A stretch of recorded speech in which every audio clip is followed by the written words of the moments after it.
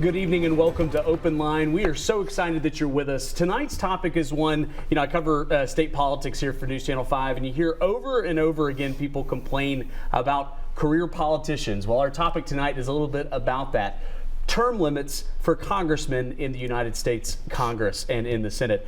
So we are so glad to have as our guest Senator Richard Briggs at the state level from Knoxville, and we're glad that he's here in Nashville with us, and Aaron Dukette. He's the Regional Director of U.S. Term Limits. Gentlemen, thank you both for being here with us tonight. Thank you. So let's dive right into this. What is, kind of the movement that you two are trying to champion here in Tennessee and across the country? Well, so U.S. Term Limits is a nonpartisan and nonprofit organization. It's a national organization, and what we are, put simply, we're trying to get term limits put on Congress. And we've been trying to get term limits put on Congress since 1992. So we've been in it for a long slog, and we are gaining a lot of momentum in recent years. The frustration level among the public with Congress is just unprecedented, and the support of congressional term limits is now unprecedented as well, and the steam is gathering very quickly. Absolutely. Senator Briggs, what kind of caught your attention and your support on this? Well, I think it's the same thing that most of our citizens recognize, is that we've got gridlock in Congress and things just aren't happening in Congress. I mean, we can look, even over the past 10 or 15 years, but recently, right when we have two wars going on, we have all of these problems, we have budgets that aren't balanced, we have a Congress that just is frozen and not doing anything. And there's no saying that says if it's not broke, don't fix it. But it sure looks like the political system in Washington is broke, and so I think it needs to be fixed.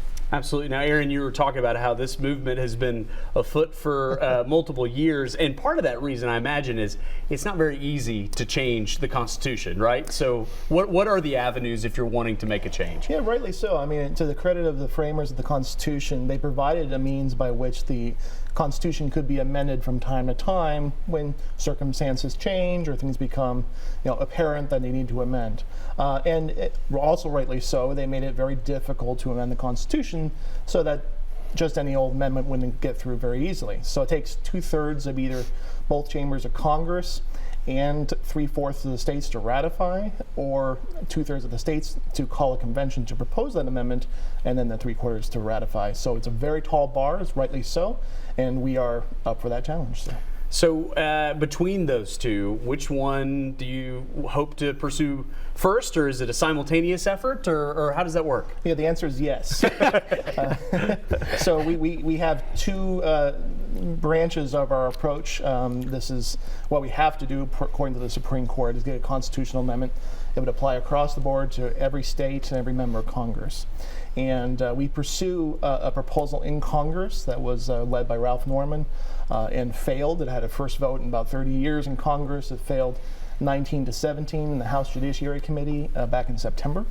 And also, so we're getting the support there in Congress alongside working with the state legislatures to pass a single topic limited Article 5 convention application for just term limits on Congress. And the combination of the two will produce, we think, the result of term limits on Congress. Absolutely. Senator Briggs, is that something that you're hoping to be able to get through in the Tennessee legislature? Well, I'm going to agree with the answer yes for both of them. And, you never really know how things are going to work out. I'm very proud of our congressman in Knoxville. It's Congressman Tim Burchett. He spent years here in Nashville in the state legislature. He actually has a proposal before Congress dealing with term limits. But Tim is very, very practical. I've talked to him about this, and I know he'll look at me sometimes. He says, well, Briggs, we're not going to vote ourselves out of a job. And that's he's probably absolutely right. And he said probably the only way you could get Congress to act on this is to place term limits in Congress, but also grandfather in the members that are there already. And I can't say that this is the exact goal that we're looking for. And even Congressman Burchett has said, when Congress starts sensing the pressure, which is if they don't do something, there's going to be a constitutional convention, and a lot of them are going to lose their jobs, is that all of a sudden they'll act they'll pass term limits, they'll grandfather themselves in, and if we take the long term on this, is that over the course of years or a couple of decades, we'll be where we want to be on this. Absolutely. Now, Senator Briggs, I can envision a phone call if there was a sitting congressman that was against this, and they'd say, well, the Tennessee legislature doesn't have term limits. For one, do you think there should be, and is that a fair assessment, do you think? You know, I think it's a fair argument. However, we are a part-time legislature. I tell you, unless you take a vow of poverty with the salaries that we get, you're not going to be a career politician in Tennessee. And the other thing is that we don't have gridlock. Like, you know, Congress may pass 100, 120 bills, and some of those are bills that get passed every year regardless. We consider, in a 4-month period, we consider 2,500 bills. We may pass 400 to 500 bills. We balance the budget every year. We fund our schools. We fund our health care through TennCare, and we pass legislation. Also, we have a very high turnover in our legislature. I believe it was 3 years ago, we had 25 or 27 House members that turned over in 1 year. And we're going to have a pretty big turnover this year of some very senior members from what I'm hearing. And the year that I came into the Senate in 2015, we had, of 33 senators, we had 8 turnover that year. Aaron, I'm curious, or I really want to ask both of you, what's the magic number on what you think the number of terms should be or number of years served in U.S. Congress? Yeah, so you asked me a dichotomy before. I gave you one answer, and now you're going to ask me a single question. I'm going to give you 2 answers. Fair enough. And so that reflects our approach, right? We need to get a constitutional amendment. That means either getting Congress to do it or the states to come together to do it. And maybe through the combination of the two, putting pressure on Congress to do it. So for one answer, for the resolution that Senator Briggs is leading on this year, there's no pre-specification of the exact term limit in there. The purpose of it is to call a convention to deliberate that. And then whatever's proposed needs to be ratified. So that's one answer. The other answer is, well, for Congress, we get everyone wrapped around on a pledge program even, around one proposal, around no one person could spend more than 3 terms in the House and 2 terms in the Senate. So you can still have an 18-year career, which is, I don't know, that's a longer career than I've ever had. Same. So, and that's a pretty good, strong term limit. Yeah. Senator Briggs, do you feel like there's a magic number in there somewhere? You know, that is pretty good. And the reason I say that, if we do 3 terms of someone in Congress, we will have people in the U.S. Senate that will be term limiting out. But with 9 U.S. congressmen that Tennessee has, that allows Tennesseans to look at the congressmen that are doing a good job. And those that are doing a good job, we can vote them then to be our U.S. senators. And then again, we have a turnover in the House, but those that are really doing a good job, they're people that represent Tennessee values, that allows them to advance to the Senate. They certainly would have a leg up on someone running that would, that wouldn't have that experience. And I do think that experience matters. I think we're really blessed, and we have been for years, to have very good congressmen, very good, particularly very good U.S. senators. We've had real statesmen in both parties. And if you look at our 2 U.S. senators right now, Marsha Blackburn, she was a state senator here for many years. She was a U.S. congressman. She brings all that experience to the U.S. Senate. We have Bill Hagerty. Now, he didn't serve in elected office, but he was the Commissioner for Economic Development in Tennessee. He was U.S. Ambassador to Japan. So he brings a lot, his experience brings a lot both to the state and to the country. And we would have, I think if with the term limits, we would have that same process, is where we're sort of culling out those that we don't want and also advancing those who know how to govern. Absolutely. Now, before I came to News Channel 5, I worked in St. Louis, and Missouri is a legislature that does have term limits within its structure, and there are many people that like that.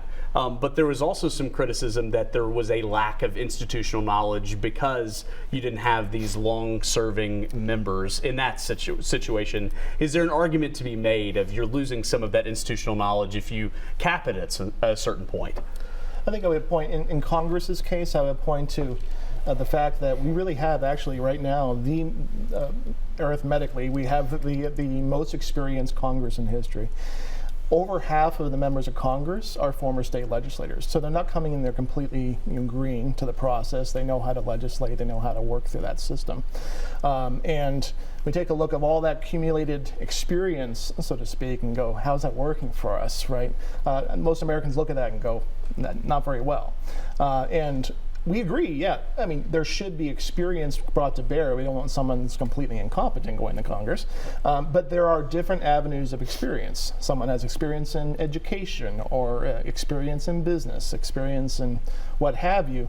They can bring a diversity of experience to bear in Congress to actually maybe look at new solutions to old problems that are not being solved by those same people that have been there 20, 30, 40 years. Absolutely. One other memory of mine from covering briefly the Missouri legislature is I heard somebody kind of quip, their time in office was just kind of a warm-up act for then becoming a lobbyist up there. Like, if people, aren't able to serve a super long amount of time, they're already kind of eyeing what their next thing is, and they turn from being a lawmaker right into being, a lobbyist. Should there be any cool down period or safeguards of that, or is that just kind of how that system works with if you're transitioning over if a term limit is put into place at the congressional level? At the congressional level, I think that what we've done in Tennessee is that you really need to wait a year before you do it, and I think that would be a good waiting period. You don't have a year before you could be a lobbyist. To get back to the question that you just asked about continuity and have expertise, whether we like it or not, the federal government is a huge bureaucracy. You have career bureaucrats that sort of keep the trains running. That can be good and that can be bad.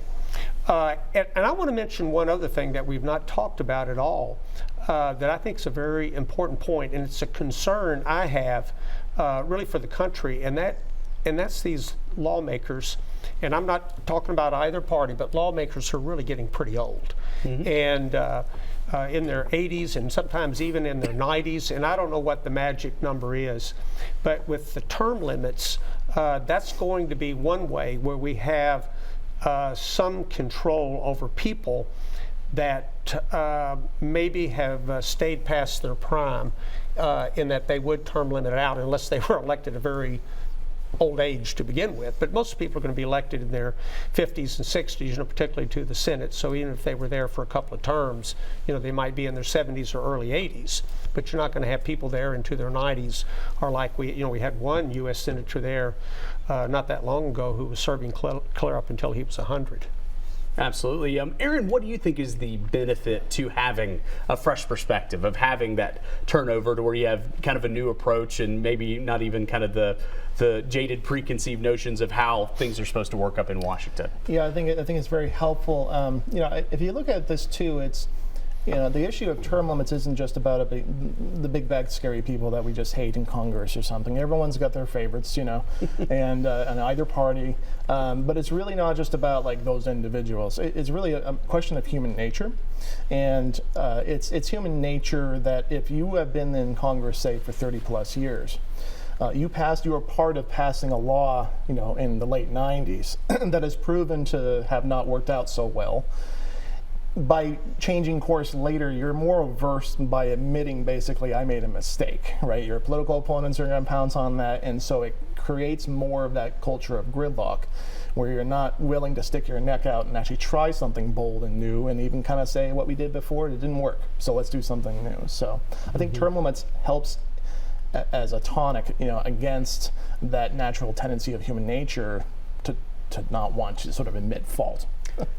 Absolutely. And to that end, Senator, you talked about how there's plenty of turnover at the Tennessee legislature. What value have you seen in, when you have newly elected people come in, what benefit does that have on a legislative body, on new perspectives and that sort of thing? I think it has a lot. And we've seen, a big change on the way we approach education. In 2010, Governor Haslam came in. We had pretty big turnover in the Senate and the House. And Tennessee was just about dead last. I think we were 49th in education. New ideas came in with new leadership, both in the executive branch and the legislative branch. And it was a lot of hard work, but we went from 49th now I think we're in the upper 30s in math and English. Now that's, being slightly below average isn't good enough. But we are very dedicated right now. But I think it was that major change, bringing in fresh ideas and say we just can't keep doing the same things we've been doing and think we're going to get something other than the bad results. Absolutely. We are off to a great conversation so far. We got to fit in our first commercial break. Reminder, you can call in with your questions and comments on this number below, but we'll have more with these gentlemen right after the break. We're having a lively conversation in the breaks as well, which is when you have a good topic. In case you're just joining us, we are talking about a movement to try to set term limits for Congress at the United States federal level. Senator Richard Briggs, who's a state senator from Knoxville, is with us, as well as Aaron Dukette with the U.S. Term Limits organization. So we are grateful for both of them. I'm curious, gentlemen, when you talk to the public about this, what are the opinions on doing something like this? I think this is one case, whether you're conservative, liberal, Democrat, Republican, or whatever you are, almost universally, the overwhelming majority of people believe that we need term limits. And I think it's just because, like we talked a little bit earlier, it's because whatever we're doing now isn't working in Congress. They can't pass budgets. They can't balance budgets. We have wars going on, and they're arguing over things that sometimes are pretty trivial, when there really is a country to run, and people want a Congress that's really serving them. And when something's broken, I think it needs to be fixed, and we can bring in fresh blood, bring in enthusiasm, and in some cases bringing in all the energy that goes with youth and new faces. And it gives those people a chance to work on some of the very, very serious problems that we're facing. Absolutely. Aaron, I'm curious, has this always had pretty good public support, or has that changed in kind of this more dysfunctional age of Congress, or is it both? It's always been an overwhelmingly popular issue across the board, going back even to the early to mid 90s when this movement really took off. It always consistently polled, approaching 70% around that time. In the last 10 years or so, it polls maybe around 82% very consistently. Well, Pew just had a recent poll that came out, which is the all-time high of support at 87%, and it doesn't matter what your party is, your affiliation, your demographic. Across the board, everyone's seeing that it's clearly a broken institution that needs a remedy. Absolutely. Aaron, I'm wondering if you can kind of take us under the hood for a minute and talk about what your organization does. Is it reaching out to individuals like Senator Briggs? Is it talking to people up on the Hill in D.C.? Just kind of give us a rundown. All the above, yes. Yeah. So we have a team of very dedicated activists that work all over the country. We're scattered all over the place working on this issue. I have a region that extends to 11 different states in the middle of the country, but we have some other regional directors as well. And we have a field team that goes out there. We go and approach state legislatures trying to get this resolution passed. It's the single thing that we do. We also work on getting our resolution support of an amendment proposal in Congress, rallying support around a good term limits proposal in Congress, so that when you have those two things together, the magic will happen eventually. So that's what we do. We get out and educate and let people know that this is going on. Very often the public is on our side with this, just talking about it. Hey, there is actually a way to have this solution happen. It's not a helpless situation. We can get this done. So. Absolutely. We have got a caller on the line, so let's bring Troy into the conversation. Troy, go ahead. Welcome to Open Line. Yeah, 2 years for reps and 6 years for senators. It seems quite divergent. I would think that 2 years is too short. You're always doing campaigns. 6 years is too long. 4 years for the governorship seems to be pretty appropriate. Term limits, I don't agree with it. If they keep getting voted by the people that want to have them in, then that's what it's going to be. But, back in the olden days, the guy who went to the Alamo, what's his name? David Crockett. From Tennessee. David Crockett. Yeah. And he served one term, and he didn't get reelected. He said, all I was doing was I wasn't doing nothing. I was just like, I was always like campaigning and stuff. So I went down to Texas and they gave me some property, and then they wound up with the Alamo. He said, and I was like, oh shoot. Well, Troy, thank you for the call, and I mean, and he brings up something, a talking point I'm sure you're both familiar with. If people are coming to the polls and reelecting those individuals, is that not the will of the voters? That is an argument that you make. We have term limits every election, and I just want to say that this idea of term limits is not brand new. There was a fellow you may have heard of called George Washington, and he felt very strongly after being president for 2 terms we needed to step down, and that became a tradition that went clear up until Franklin Roosevelt was elected 4 times, and then of course we had a constitutional amendment then. But even George Washington felt that we needed to put some limits on how people served. Absolutely. Aaron, what are your thoughts? Yeah, and it's a fair thing to bring up. I think I would agree with the caller on paper. Yeah. Right, but in practice, that's just not how Congress works. I think a lot of times we end up voting in the same people again and again, not because we're wild and crazy about them necessarily, but because we're really kind of stuck, right? And it's sometimes said, term limits are undemocratic or anti-democratic because you're denying people's, choices to choose who they want. If they want to keep this person for a long time, they should have a right to do so. And again, I think on paper that makes sense, but when you look in practice, you don't have a democratic process without choice, right? And only about 20% of the elections in Congress are actually competitive. There's a lot of elections that effectively and practically just don't happen. It's because of the overwhelming influence of the incumbency advantage in Congress and the 97% of PAC money that goes to incumbents over challengers. That's it. So term limits upend the whole system and make for more choices at the ballot box and actually increased voter turnout when that happens. Let me just add one thing to that, and I do want to thank the caller also for calling, because he brought up something that we do talk about a lot. First of all, do we need them? But also, what should the terms be? Mm-hmm. And I don't have the answer to that. I think that's something that as we do either move forward to a constitutional convention or Congress decides to do something about this that can be debated. But it's something that, like we said, up to 85% of the American population feels that something needs to be done. It needs to be limited, and I think it's worked out pretty well with our presidents. I think it's worked out pretty well with our governors.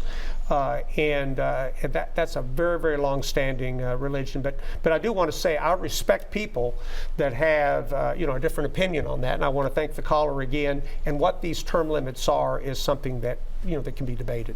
Sure, absolutely. We've talked about this, or at least touched upon it earlier in the show, but one of the routes to do this would be through the members of Congress that this would impact. Mm-hmm. And so, Senator, you mentioned, the prospect of maybe grandfathering in the current slate. But what else do you, when you're having these conversations with these lawmakers, what are some other ways you can help try to encourage them to do this, even though they may think they're voting not in their own interest here? I don't think you're going to get the office holders in Congress to do anything until I'm really serious, until the pressure's put on them. Mm-hmm. And I think that's what really what we're trying to do is it'll be pressure by either saying we're going to have a constitutional convention and we're going to express the will of the people in the Constitution if you just do nothing. And then we'll have to see how it works out. And if they don't want to do anything, by golly, we can have a constitutional convention, and there we'll debate what the terms should be and how we're going to proceed with it. But I have a feeling that these guys they're going to want to hold on to their jobs, and if they can grandfather themselves in and then let the others that come after them worry about whether what the term limits are going to be, then I think we'll see them really act to protect their own self-interest. Sure, absolutely. Mike is on the line for us. Mike, go ahead with your call or question. Mm-hmm. All right. Thank you. Hello, Chris, and hello to your guest as well. My point is, I think there needs to be term limits. I didn't used to be pro-term limits because I felt like the voters can decide who they want, and if they're tired of them, they can vote them out. If they want them in, they can vote them in. But since we have a majority of the electorate that don't vote, then it is upon us to come up with some type of rules like term limit. I also feel like there needs to be some litmus tests or age limit as well. When you see people like Dianne Feinstein, who look like she didn't know where she was the last couple of years, especially the last year of where she was. She had to be wheeled in a wheelchair. Mitch McConnell went blank more than on 1 or 2 occasions where he didn't know if he was back in Kentucky or at the Capitol. There has to be some kind of point where we say, okay, you're either going to have to be gracious and be proud of your legacy and step down, but we can't afford you take a chance on you having a heart attack or a stroke up in here when we're trying to conduct the people's business. And I would just like to see what they thought about that. And I hope you guys have a great Merry Christmas. It's funny, Mike. I don't know if we had the phone lines open during the commercial break. We were having a very similar conversation. But thoughts, gentlemen, on what Mike had to say? Mike, I think you must have a secret microphone in here. That was exactly what we discussed off camera during the break. And I was saying that, and I think Aaron agrees and all, is that one of the secondary benefits that you have with term limits is that you're going to put age limits also. Now, you may end up with somebody being elected to Congress the first time at the age of 80. Which meant he would term limit out of Congress at 86. But the truth is that's probably very unlikely. Most of these people get elected the first time in their 50s or 60s. There's some that really are your career politicians that get elected earlier. But that means when they get to be up in their 70s, or if they do get elected a little bit later, at the worst, they're going to be in their early 80s. And I think that was just a wonderful point you brought up. They're not going to vote in age limits on themselves, but this is a secondary reason why I think term limits could be very valuable for the good of the country also.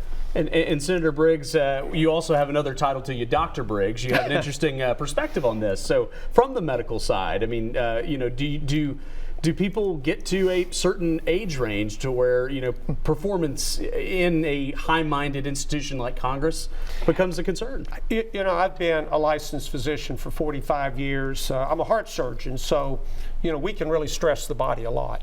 And I've operated on a few people in their early 90s with open heart surgery. And I've seen people, now everyone ages differently. I think we all know how that is. But even the best of the best, after the age of 85, physically, and even they're going to start not to be as good as they were younger with their mental facilities. They can still be a lot better than me at that age, but they're not the same people that they were when they were 60, let's say, or 65. And I really worry. People in their early 80s may do okay, but I tell you, after 85, it's just really tough for someone to be 100% both physically and mentally of what they were 10 or 15 years earlier. Absolutely. Aaron, I want to bring you in on this too. What did you think of some of Mike's points? I think it's spot on. I think what we're seeing in recent of the last year or so is sort of the bad fruit, of lacking term limits. You do end up with folks, very elderly and become frail and so sort of become like a victim of their own careers, and they're kept in there longer than they really should be. They should be back home with family. So I actually have a little bit of compassion on that, but it's so abundantly true, and it's part of the reason why people think that we need to have term limits. I've looked at, how long you got to pay your dues in Congress to really flex your muscle and to really, have leadership positions or be, a chairman of a committee. They spend about 20 years doing their dues. They're raising money for the parties. They're, casting votes, but they're not wielding real power until at least, about 20 years in. Then they start getting their first chairmanship. So you look at that. That's just setting up careerism from the beginning. It's encouraging careerism from the beginning. So if you have term limits, it reshuffles the deck. It refocuses things much closer to, what can we get done rather than what can we build off, for ourselves, really. Absolutely. We might call this the social studies portion of this conversation, but refresh people's memories, because we have not done a constitutional convention in quite some time. Kind of how would that process work? Yes, and the nomenclature can be a little confusing sometimes. In Philadelphia, we had a open constitutional convention where they had the mandate to come together and write a whole new constitution, right? So that happened once, and really we're not advocating for that at all, right? That worked pretty well, and it actually that process gave us Article 5, which is within the Constitution we have today.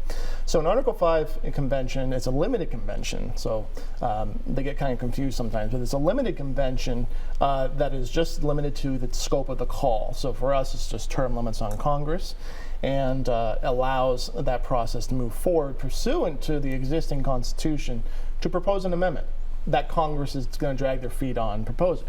And there's been several examples throughout history where the states have come close to this process, but finally Congress sees the writing on the wall and they propose it themselves. So we have no reason to expect that won't happen again.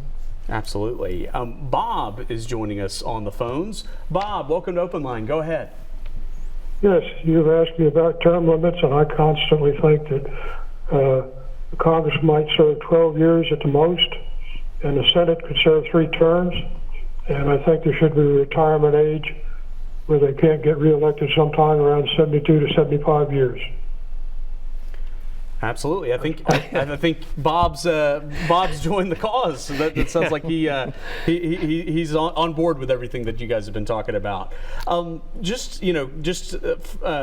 it kind of back to what we were talking about, Aaron. So if that process opens up, and it sounds like the thought process is if that starts to gain momentum, then maybe Congress steps in. But if we get to that process, kind of describe each state's role, in forming that. It's simply, all it is Congress any day of the week, any day they're open for business, they can file and introduce a constitutional amendment on whatever they want. And they're not fettered at all, in what they can propose. They could just, have a constitutional amendment, that, everybody should have free lunch sent to them on Wednesdays or something crazy. Right? Whatever they want, and there are thousands that are filed right there, but they don't go anywhere, and it's because it's a large bar. So all it is, this process allows the states to do the same thing.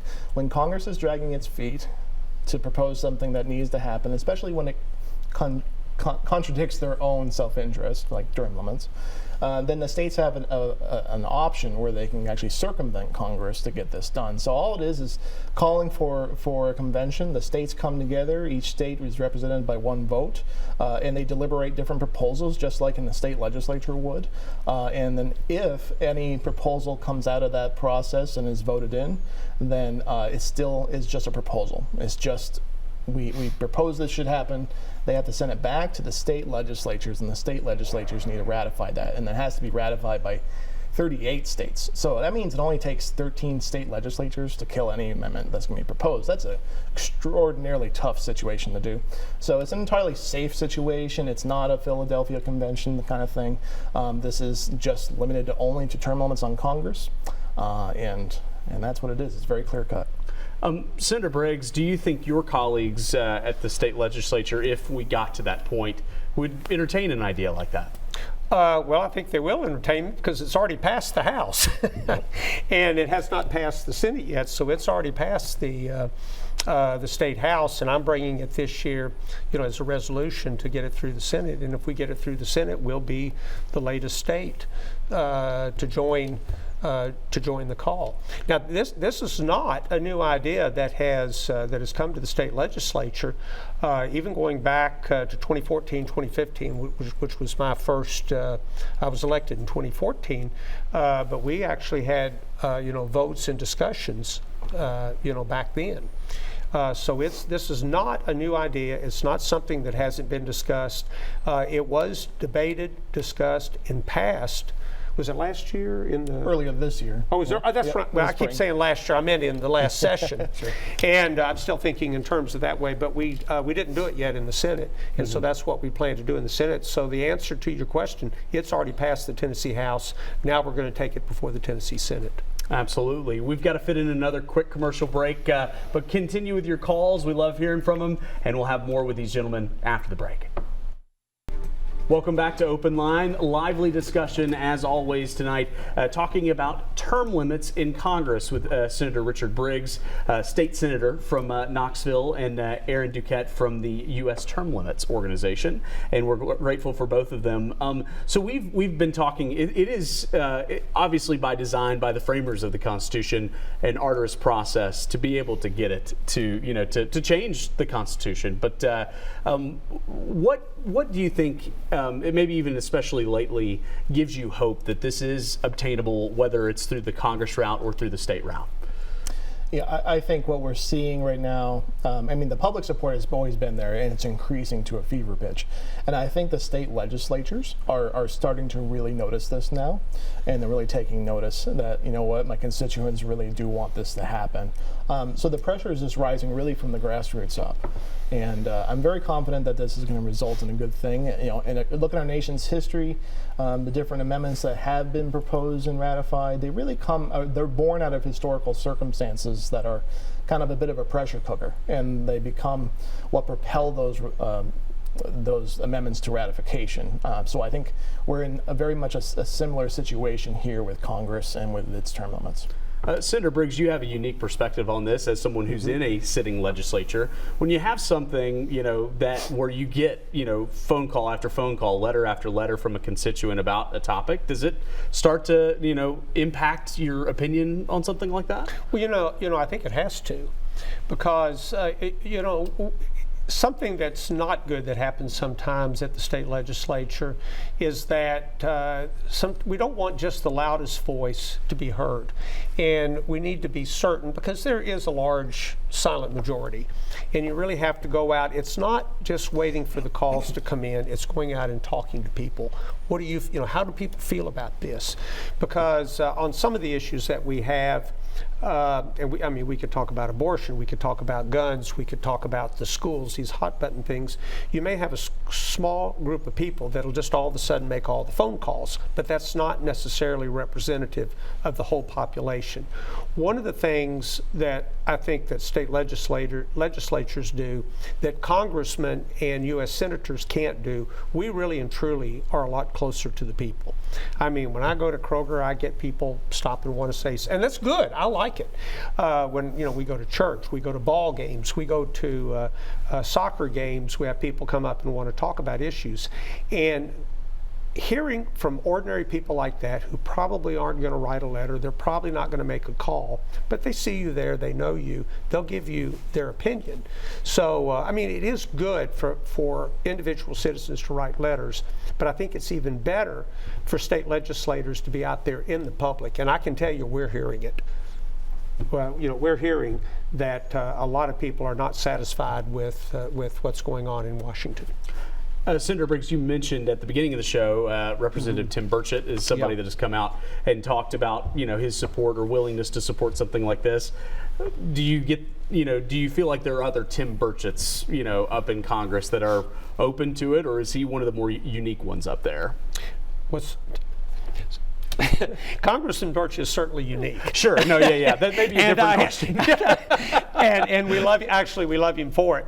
But I think there's other people that talk about it. But he'll call things that no one else will, and he'll say this is not going to pass because people will not vote to eliminate their job.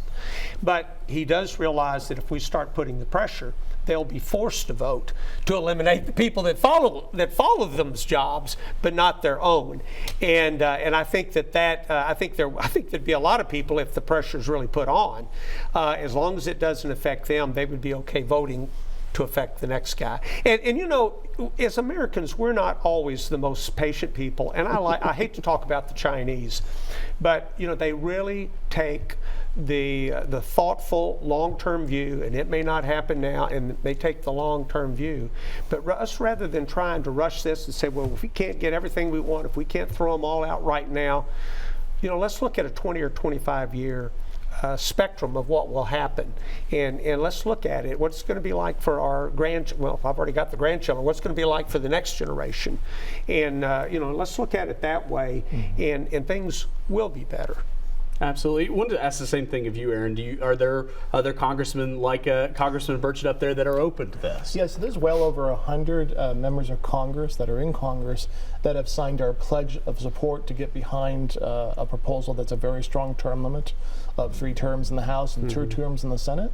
And that's, we're constantly working with candidates running for Congress to get them to sign that pledge as well. So that number builds and builds and builds, while we're also working in the states here. And so it gets everyone around one proposal, I think, for getting that done. So, yeah.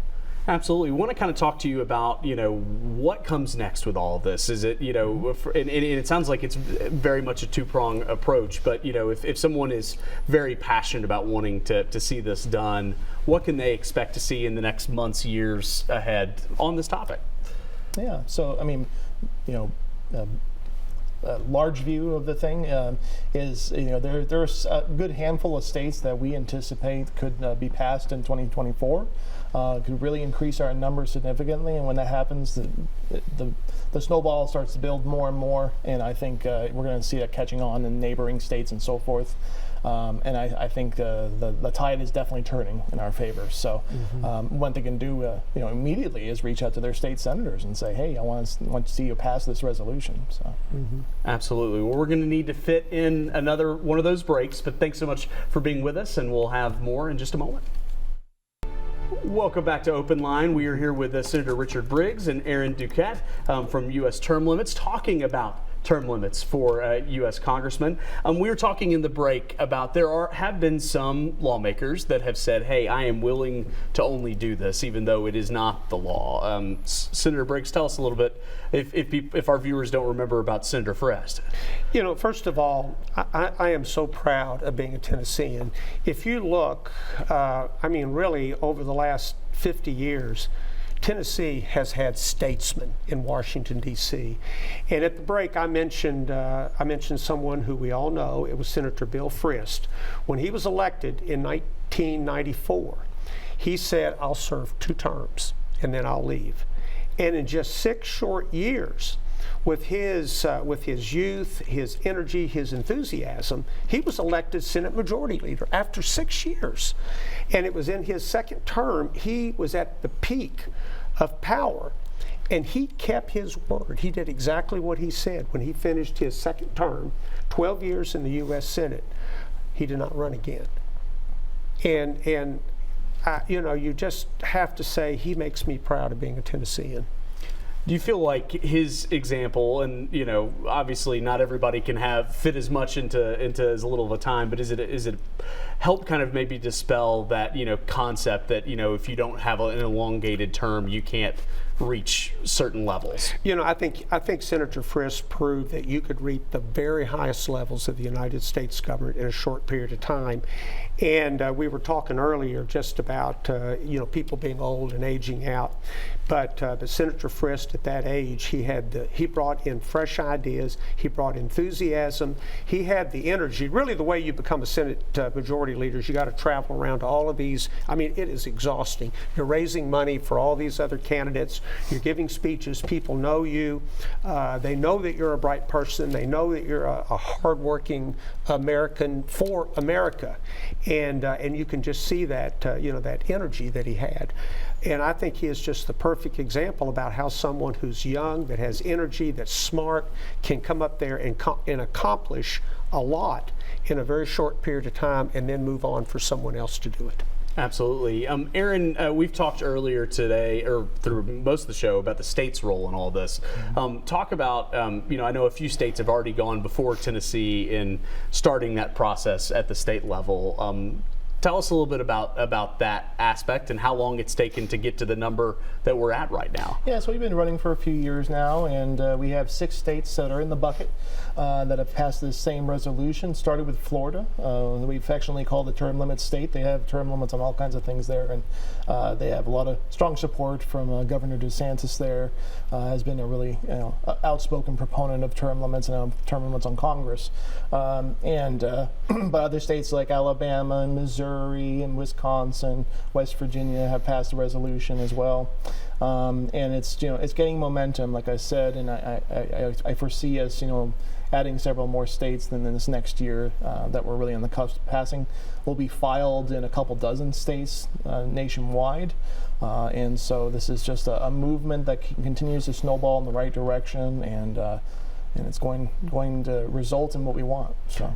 Absolutely. As our time winds down a little bit, just want to hear from both of you quickly on if people are interested in this. What are some things that they can do, and what are some next steps? Well, right now, because this is just going to be in the Tennessee State Senate, and really people all over the state need to do this, is contact your senator. You can send an email to him. And it doesn't have to be long about the whys. All it has to be in your own words to say, I support term limits for U.S. Congress. Please vote for this resolution. That means more than a long form letter that somebody else wrote up that you just forward on. It's fine to call the office and just say, we support term limits, and just things like that. Or if you run into your legislator, your Senate, remember this has already passed the House, then just tell them in person, if you see them. Mm-hmm. Aaron? Yeah, I'd say the same thing. The biggest thing is you can call your state senator and tell them, hey, vote in favor of House Joint Resolution 5. Let's get this passed. I'm among the 87% that want to see this happen. And I think secondarily, if you want to get involved or kind of know more about the issue, you can go to our website, which is termlimits.com. Pretty easy to remember. And we also have a YouTube channel as well, so you can check out just many videos and things that are going on, not only in Tennessee, but around the country for this issue. We'll have to let that be the last word. A few closing thoughts right after this.